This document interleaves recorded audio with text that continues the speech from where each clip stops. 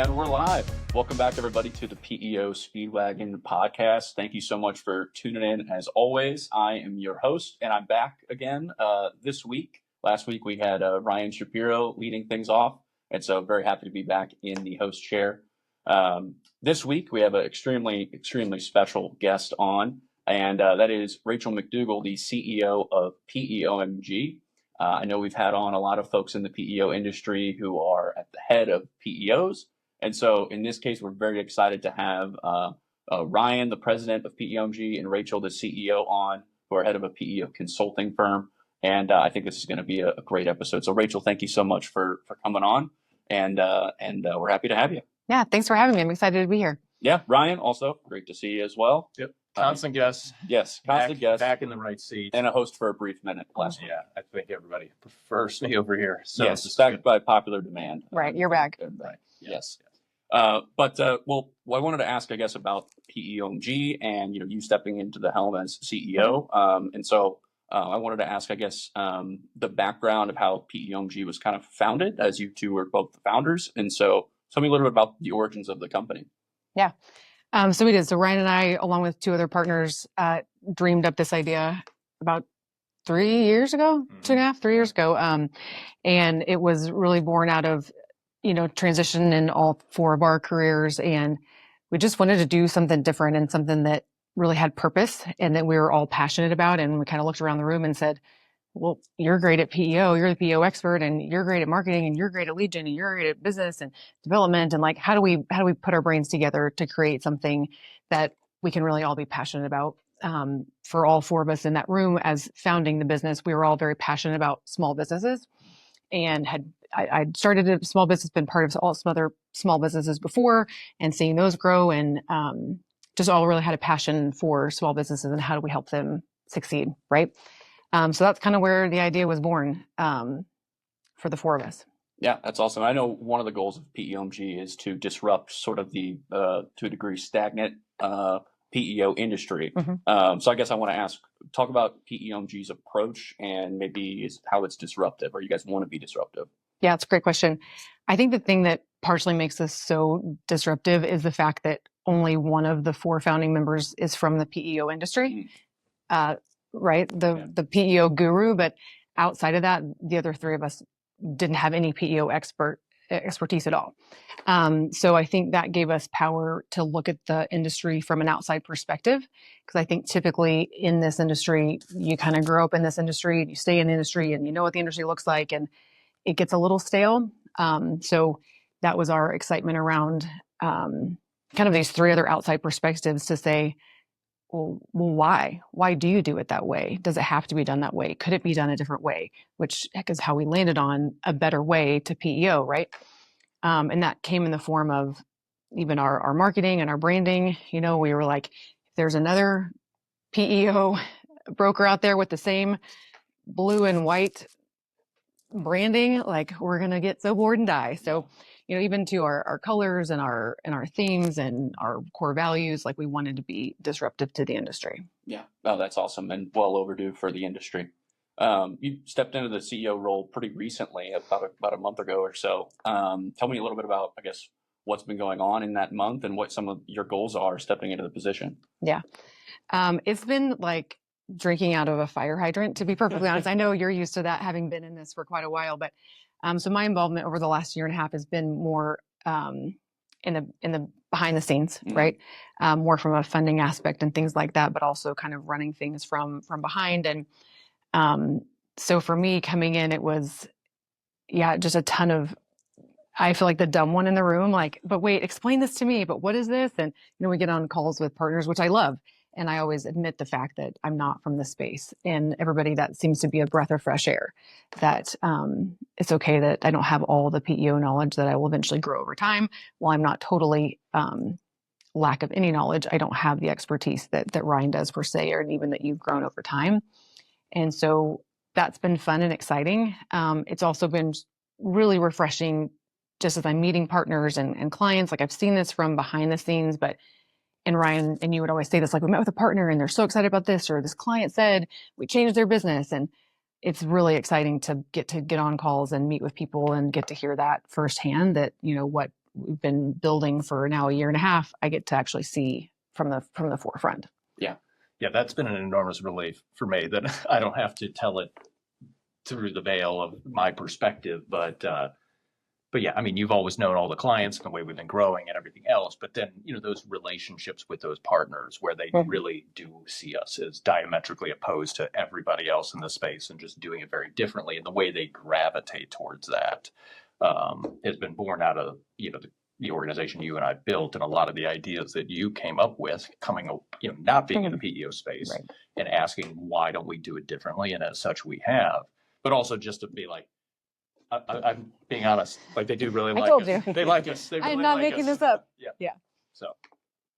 Nice. Well, it's a good place to be on this podcast to ask questions, because I've quite literally built the podcast on asking questions that I feel like someone who's coming into the industry needs to ask, but maybe could be afraid to at times. And so it's been great to have different guests on and different PEO aspects and be able to really ask sort of what I view as like these layup questions of like, what is it and why do people want them and how do they help businesses? So yes, definitely. I've been in that position. So coming in from, your perspective of outside of the PEO industry then and wanting to be disruptive, tell me a little bit about the things that you are doing with PEOMG that, are disruptive to the industry that you've seen you can sort of tackle. Yeah. So there's a couple different things too, specifically that come to mind for me, and I'm sure you'll have more to add to this too. But one is, with that heart for small businesses, what we saw in the industry was just the process of selecting a PEO just is such a fatiguing buying process for small, medium-sized business owners, right? They want this ability, and kind of the theme of our website is, you didn't start a business to run payroll. You didn't start a business to understand compliance, laws in different states. You didn't start a business to lose sleep at night wondering if you're going to get sued, right? And so for small business owners to be able to sleep at night and be able to take that piece of the business and put it in the hands of an expert should also not be an extremely exhaustive process. And so that's where our approach of not just, a more typical brokerage approach of here's 12 different options, which one do you want? And it all typically comes down to cost and things like that. That's where we took this approach of really more in an advisory role to understand the needs of the small business owner, their culture, their people, really what is going to help the business grow, and then find the right PEO that's the best fit for them, and then really give them just one recommendation of that PEO. So we take out the process, the fatigue that comes in that process of evaluating so many different PEOs. It generally leads to the decision of the wrong PEO because you just get tired out, right? And so that's why our consultant that's much more consultative in nature, to where we're delivering one recommendation, then we're walking through that process of helping the small business owner understand and identify if it is a good fit for them. And then at the end of the day, when they say, hey, this is the right fit, we love this, then we get to oversee that process, make sure it's negotiated very cost effectively, the implementation is smooth, and then that ongoing support as well, so that we remain a strategic advisor all throughout our relationship for years, right? Even at renewals and, other service level adjustments and things that need to be made due to changes in the business growth and things like that. So that's where that unique approach really comes in, of not just here's a bunch of options, but really walking them through and advising to meet their needs specifically. And then the other thing that we talk a lot about too is just the unbiased approach that we take. We've worked with our partners collectively to where our compensation is the same across the board. And so the reason that we did that, and that was something I said, well, why is it this way? If I have skin in the game, if I know that I'm going to put this PEO, I'm going to make more money versus that PEO, well, duh, we're here to make money. I'm going to put you with the one where I'm going to make more money.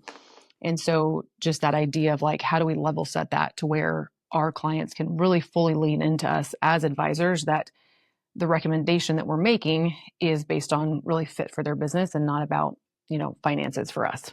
Yeah, that makes a lot of sense. You're avoiding doing basically the spreadsheeting or just having a simple form fill that leads to delivering a recommendation or multiple for them to go through themselves when the process is already pretty fatiguing.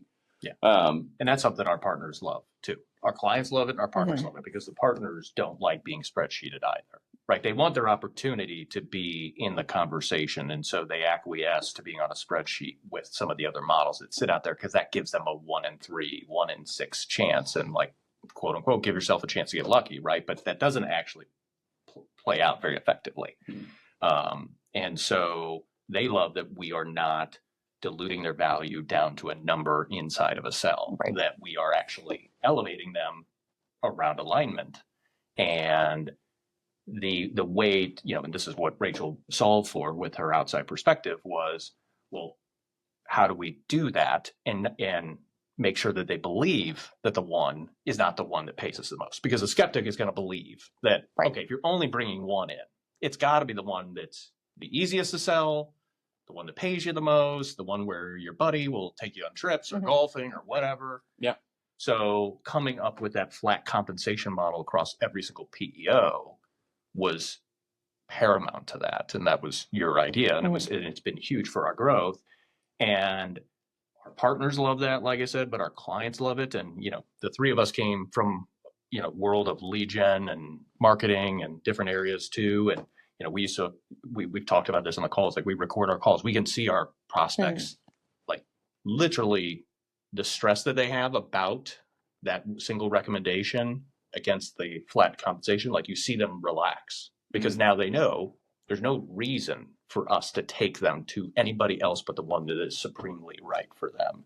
And so amongst the endless contributions you've had to the growth of this business, that's been a huge one. Yeah, and he's been telling me that for a year. Like I get on calls and people just, they find out that it's free to them. Like what, this is free? I'm not going to pay anything for these services. And then the next question is around that. And they're like, oh, wait a second. And you don't really have any skin in the game.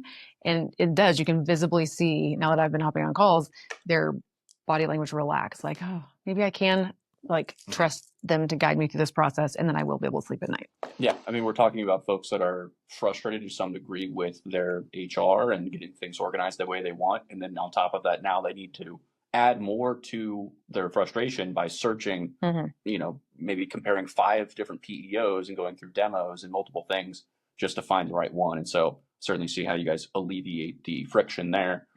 So you mentioned you're meeting with clients, you're meeting with partners. That's part of the role. What do you want them to come to learn about you as you meet with them? Yeah.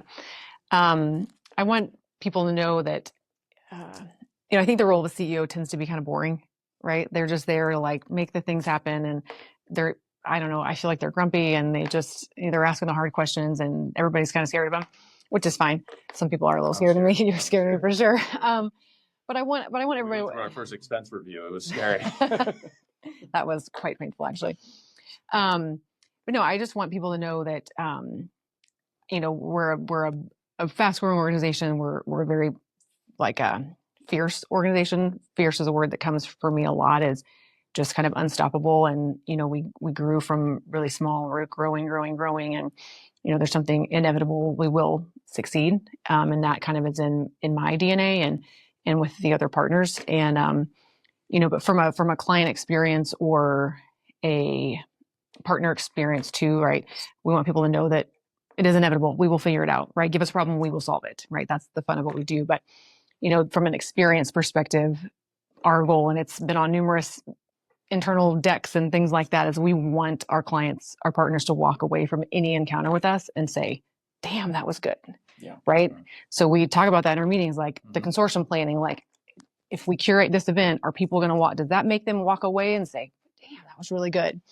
And so I know it's maybe not what most CEOs hold the standard to, but that's what we want people to feel when they walk away from an intro call, from an onboarding call, from, whatever it might be, or a partner meeting. And that's the way that we make them feel. One thing we've talked at length about on this podcast is implementations being a massive point of friction too. Maybe speak a little bit about how you help with the implementation part and really how that can alleviate a lot of friction for folks as well. Yeah, I mean, I can speak to that. It's what happens in the current inefficient sales process is the implementation is minimized. It is told it's simple. It's just like changing payroll, which is a nightmare in itself. It's going to be easy. It's going to be white glove and everything else. And so part of just our values that we've built is being radically transparent and going no, it's going to suck.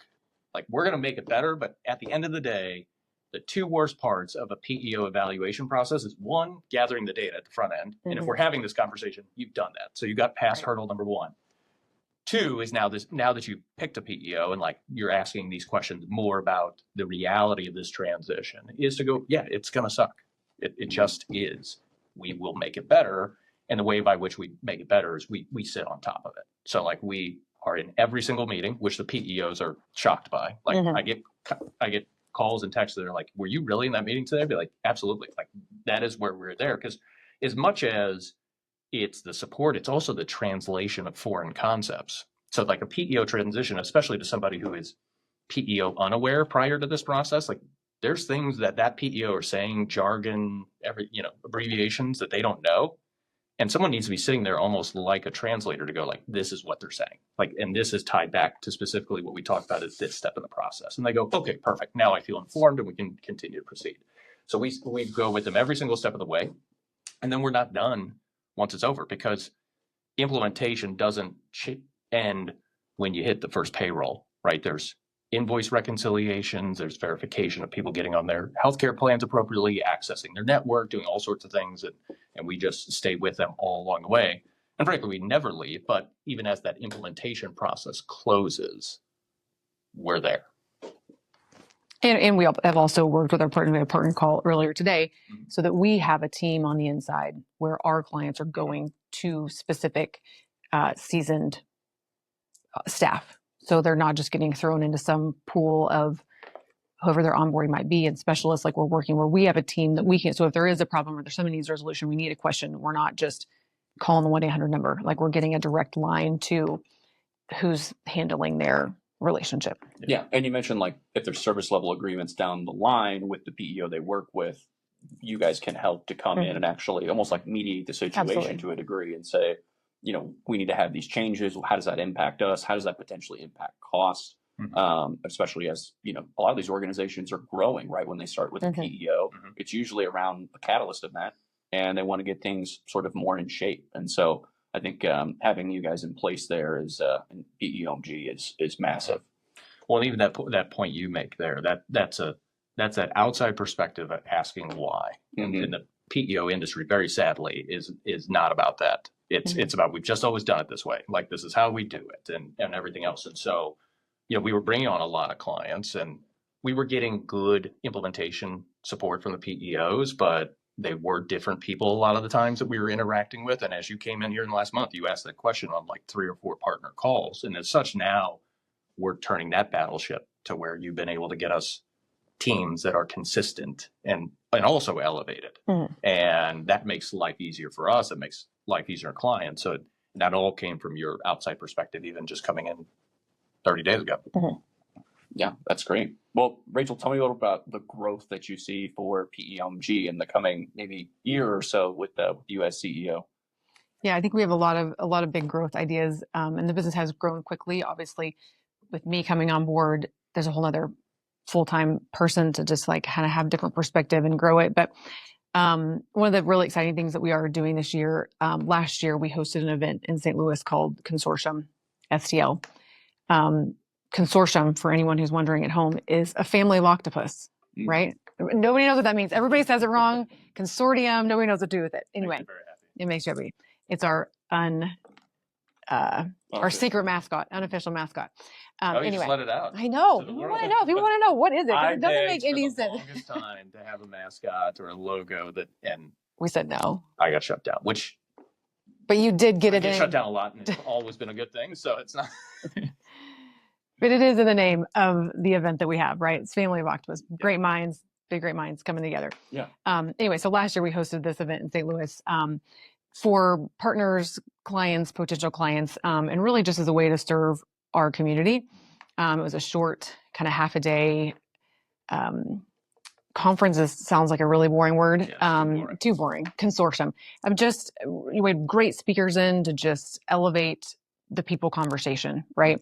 Everybody in the room, business owners and business leaders, are just to try to bring as much value as we could around different ideas and different concepts as far as how to motivate your people and how to attract great people and how to just have a good time. So that event went off super great in St. Louis here last year. And so now we're looking to do 5 of those events this year in different markets. So coming to, I'll just tell you, St. Louis and Minneapolis and Denver Wow. in Kansas City, and Tampa. Wow. 5 cities, one near you, I'm sure. So yeah, we're super excited to be growing that event. It was just really well received here in St. Louis. Got a lot of great feedback on it, and so we said, why don't we take this into other markets where we are growing into? And we have a lot of great partners that have, wanted to be involved in it and want to sponsor it and want to help put it on. So that's a big kind of push that we're making this year. Yeah, it seems like a push to also be more in person in the world of remote connections. Is that driving it a Absolutely. bit as well? Yeah. Yeah, I mean, we're obviously all here in St. Louis, but you've made several trips to see clients in Minneapolis, and we'll go to Kansas City again later this month. And you've been to Denver and Florida, all these markets that we're kind of focused on. But yeah, I mean, there's nothing like being in person. Yeah. And I think it's consistent with our brand too, right? Mhm. Trying to be, there are a lot of good things that are put on in every single market, but they represent kind of the same version, different story type thing. And this was a very, kind of like our process. It was very curated, it was very intentional, and it was fun. Mhm. And it was black and pink. How could it not be fun? Very nice. Oh, I do have one final question, which the viewers have been asking to know, which is, where did PEOMG come from, the name? Oh, that's a good question. That was actually the brainchild of one of our other partners, right along with the name of PEO Speedwagon, right? Just very creative in nature. And it just came from the concept of like, it's PEO, but it wasn't going to be boring. Like, how do we make this a little more fun? Like, Yeah. OMG, like, how can it not be? Oh my God, it's free. What? Yeah. Just that concept of like, wait, this doesn't really make any sense. That like kind of, oh my gosh moment. So that's where the name kind of came together. And it was funny too. When it was first said, it was a hard no. Right, no, this And is then terrible. like over 24 hours, it Yeah. kind of just started to feel more right. And yeah, it ended up being great. Yeah. Oh, that's awesome. Yeah. Well, Rachel, thank you very much for coming on. Ryan, great to always have you on here as well. We'll see you next week on here, I'm sure as well. But thank you, Rachel. We certainly thanks for appreciate having it. Everybody, thank you again for Well, I'm going to tuning cut in, you off folks. too, because I do want to say this is a cool opportunity for us to do this with you. Obviously, you have been behind the scenes driving this organization forward, and so the opportunity for you to be thrust right into the middle of it and on screen and do this is very well deserved. So, I mean, not only just the ideas and the concepts, but just the business would not be where it is today without you. Would certainly not be. And I'm excited about having a boss. So her biggest chore is I'm a bit of a handful. This is one thing our partners can substantiate. Relate to. But so this is going to be fun, and it's just going to grow faster. And be careful what you ask for. Thanks, everybody. We appreciate you tuning in, and we will see you next week. Like, subscribe, and listen wherever you get your podcast. Thanks.